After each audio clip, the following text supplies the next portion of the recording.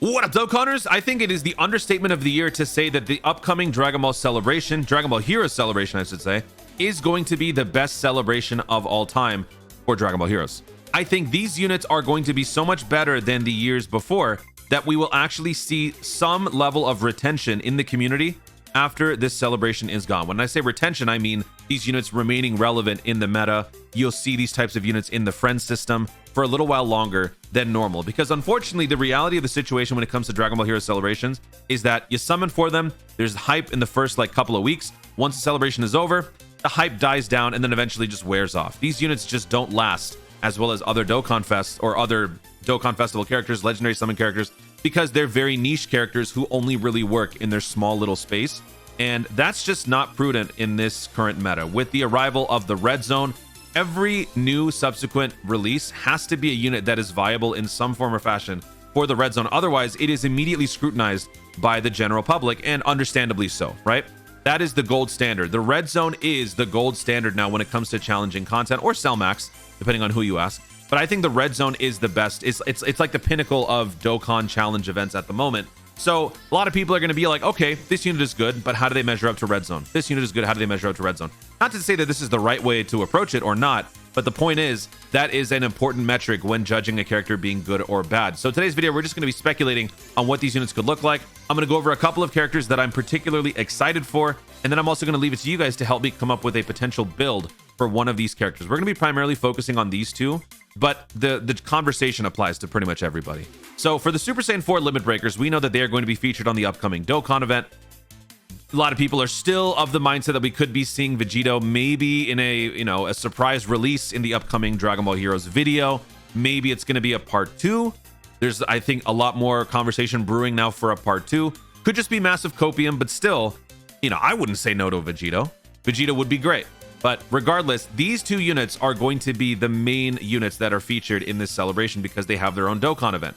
With the Red Zone now being a thing, you guys have seen it. Baby Vegeta, Broly, Omega Shenron, Metacooler Core, all of these different characters and what they're capable of on the Red Zone, that begs the question, how are these units going to perform?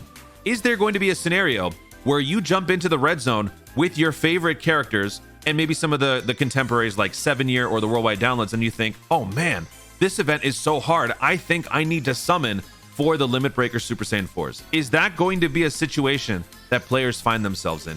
It should be if you're Dokkan. Like if you're trying to sell heroes, then the key to selling heroes is to making this event necessary to summon for the Super Saiyan 4 Limit Breakers. Either that could mean some brand new unique mechanic that only the Limit Breaker Super Saiyan 4s will possess, or they might implement some sort of damage reduction or damage enhancement depending on the characters that you're bringing. I have a feeling it might be something like that. Like if you have a certain category that might be a little bit better, sort of like what they did with Cell Max. I don't necessarily know if that's the best idea. I'm just sort of spitballing here. That could be potentially what they do, because I can't really think of a way to introduce a category or some sort of a mechanic that makes these two units more generally appealed or more desired than units like the 7 Year Gods or the Resurrection Goku, the Revival Goku, or units like that. I just don't know what they could possibly do. But of course, that's Dokkan's job, not mine. So at the very least, I think we can all agree these two units will be 200% leaders. And if that's the case, then it's very likely that this Hearts should also be 200%, as he's been like the primary marketed character. So if we're going to be getting at least 2, maybe even 3 200% characters, what could we potentially see as leader skills? So this is where I'm doing a little bit of speculating. I don't think that my build is necessarily the best, just sort of to get an idea out there. You guys can share your own in the comments. But for the Limit Breaker Super Saiyan 4s, this is what I came up with. I don't know if I fully am on board with it now that I look at it again. I think we'll get something similar to this, but what I was basically thinking was Goku is going to be, well, I'm just going to stick to my prediction. I said Limit Breaker Xeno Super Saiyan 4 is going to be Tech, the Vegeta, and then Goku will be STR. So Goku will be Dragon Ball Heroes Giant Ape category, 170%. Time Travelers and Goku's family get the extra 30. So this kind of pretty much covers all the characters from Dragon Ball Heroes because they're all essentially time travelers. So that's why I think this works out. And then the Goku's family portion, to kind of distinguish between the Goku and the Vegeta, I think that might be an interesting way to approach it. I think there are definitely far more Goku characters, Goku related characters than there are Vegeta, but still, this is what I think. for the Limit Breaker Vegeta. For the Goku, for the Vegeta, I said crossover. Crossover is a broader category.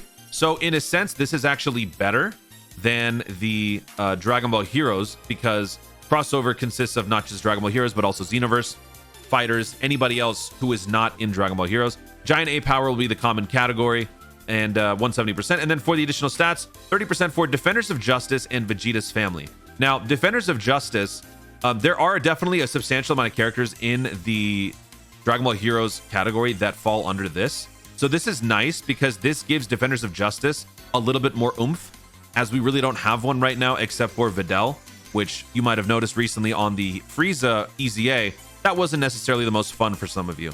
So I think that this is a nice balance we've struck with the categories and the variety here. But if you guys have better ideas, feel free to share.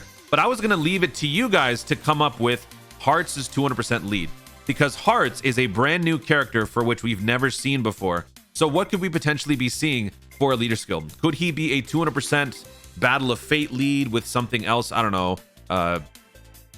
Entrusted will. He's sort of like carrying out the will of the mortals to usurp the power from the gods or something. I don't know. Whatever ideas you might have for Hearts, feel free to share that in the comments. Do you think it's going to be a 200% lead? Do you think it's going to be something else? Could this potentially be... Well, it's definitely not going to be a Carnival LR, so it can't be a straight up 200%. It would have to be some sort of a hybrid, kind of like this. So let me know what you guys think about the Hearts leader skill. I can't wait to see what you guys have in the comments. But let's move on now. So some of the characters that I am particularly excited for, to sort of reinforce the fact that this is going to be a hype celebration. Even if you don't summon on the new units, if you happen to have some of the characters from before, those characters are the ones that I am more excited for, because these EZAs, we're getting 13 EZAs, people. 13 of them. We are getting Alms, Cumber, Great Saiyaman 4, Salsa, and Poutine. That's 5 free-to-plays. And then we are getting 8 summonable characters. You only see 4 in the promotional material, but according to Misaka, we are getting all of these. So we are getting Great Saiyaman 3, Cialis. I know his name is Cialis. I say Cialis, just a meme. Cumber, FU, Golden Cooler, Xeno Super Saiyan 3s, and Supreme Kai of Time. That is 13 EZAs.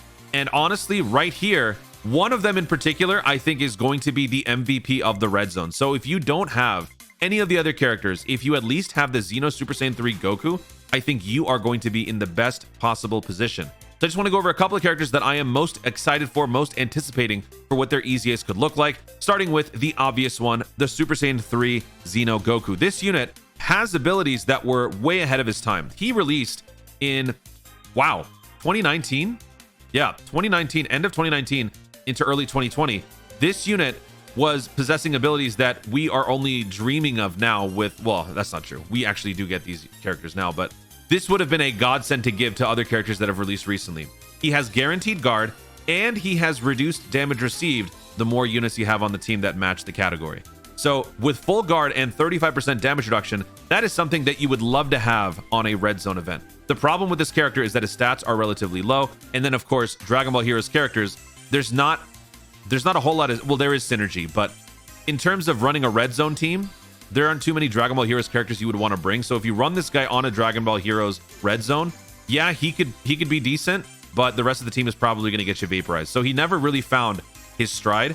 With an EZA, guard will remain guaranteed. His damage reduction will most certainly go up. His base stats will definitely go up as well. So he will definitely become a unit that not only fits on Dragon Ball Heroes, but also fits outside of it.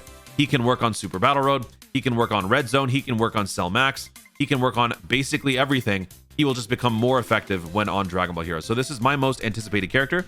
Hopefully you guys have this unit. If you don't, well, when you're summoning, or if you are summoning for the Dragon Ball Heroes banner, there will be a chance that you can pull him in the general pool, or they might have an EZA banner dedicated to just the main characters that are getting their EZAs. That I wouldn't, it's going to be very difficult. We're going to have to see what the units actually do, because last year there was a conversation being made for people actually spending some time to summon for those EZA characters. So that's my number one. Number two, I'm actually most anticipating this Supreme Kai of Time. Her EZA is going to be something special because she is like the epitome of all type support. All types, key +3, attack and defense +30. She also enhances everybody's 12% critical hit. She also has an ability to potentially give even more defense. So combining all of that with massively raising defense and sealing, she can provide some really nice coverage for you on something like Super Battle Road. or even red zone. But in terms of red zone, she still is going to be a liability. So I'm hoping with this EZA, maybe they implement some sort of a damage reduction. Maybe they implement some sort of evasive mechanic. If she has an ability to dodge or something like that, even just giving a little bit of dodge, I think would go a long way, because this unit can already do so much for the team. So giving her a way to actually get out of a sticky situation would make this unit a whole lot better in and out of Dragon Ball Heroes. I think other than that, everybody else pretty much needs to be with Dragon Ball Heroes characters to really do better. But these are just a couple more that I'm looking forward to. Great Saiyaman 3. I'm hoping that they won't give him the Super Saiyan 3 Broly treatment, where his defense negative and his passive doesn't just get worse. I hope that it gets better, like they just eliminate it, because this guy gains critical hit with more time travelers on the team, and then he loses defense after receiving an attack. Like, what is that? Why? So I hope they change that. I hope they, if anything, turn it around, increase his defense when getting hit or something like that, because if you want him to be facing attacks and countering, you don't want to be facing attacks with less defense. That's just counterintuitive altogether. So if they were to improve the defense or give him some sort of a dodge or some sort, well, no, dodge kind of nullifies this, some sort of a damage reduction, that would make this unit a lot better. Every countering unit deserves a damage reduction of some kind. I don't think that that's too much to ask. And the Cumbers. Those are my last two that I'm most excited for. We don't have Cumbers in this game. If we look at the disambiguation, there are only 2 Cumbers. Actually 3. This guy's an evil Saiyan, but he's not technically Cumber. But only 2 Cumbers so far. So these units need to be good, because if you want to run them, well, number one, you're going to have like no synergy because there's nobody there. The best Link buddy for the free-to-play is his SSR, so that's not happening. And then 5 links. Look at what we've got here. Raditz free-to-play, Broly free-to-play, Raditz and Vegeta free-to-play, Shigesh free-to-play, literally all the free-to-plays. And actually, this is also free-to-play. This is the exchanged version of the Krillin Vegeta. What sort of a combination of links is that? This is a very obscure set of links. How the heck are you going to want to run this guy on anything? All right? So that needs to change. If we look at the physical Cumber, who does he have as link buddies? Let's see.